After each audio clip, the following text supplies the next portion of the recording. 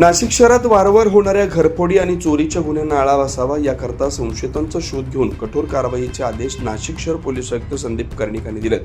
Police आयुक्तांच्या आदेशानुसार गुन्हे शाखा युनिट 2 चे पोलीस अधिकारी आणि अंमलदार हे इंदिरानगर पोलीस ठाण्यात दाखल असलेल्या गुन्ह्याचा समांतर तपास करत असताना गुन्ह्यातील संशयित हे चोरीचा मोबाईल विक्री करण्यासाठी गवळाणी गावातील कब्रस्तानजवळ येणार असल्याची माहिती मिळालेल्या माहितीनुसार पोलिसांनी सापळा रचून दोघा संशयितांना ताब्यात घेतलं। काल्या बारेला अनिल पावरा असा पोलिसांनी ताब्यात घेतलेल्या दोघा संशयितांची नाव आहे। पोलिसांनी त्यांचा कसून चौकशी केल्याचा दोघे मध्य प्रदेश येथील असून त्यांनी गुन्ह्याची कबुली केली। दरम्यान पोलिसांनी त्यांच्याकडून 3 मोबाईल फोन, दुचाकी, 4 किलो चांदीचे दागिने, सोने असा एकूण 13 लाख रुपये किमतीचा मुद्देमाल हस्तगत केला। सदर संशयितांना पुढील कारवाईसाठी इंदिरानगर पोलीस ठाण्यात दाखल करण्यात आले। पुढील तपास इंदिरानगर पोलीस करत आहेत। सदरची कारवाई पोलीस उपायुक्त किरण कुमार चव्हाण, गुन्हे शाखेचे सहाय्यक पोलीस आयुक्त संदीप मिटके यांच्या मार्गदर्शनाखाली गुन्हे शाखा युनिट 2 चे सहाय्यक पोलीस निरीक्षक हेमंत तोडकर, सहाय्यक पोलीस निरीक्षक डॉक्टर समाधान हिरे, मुख्तार खान पठाण, यशवंत बेंडकुळ यांच्या पथकाने केले।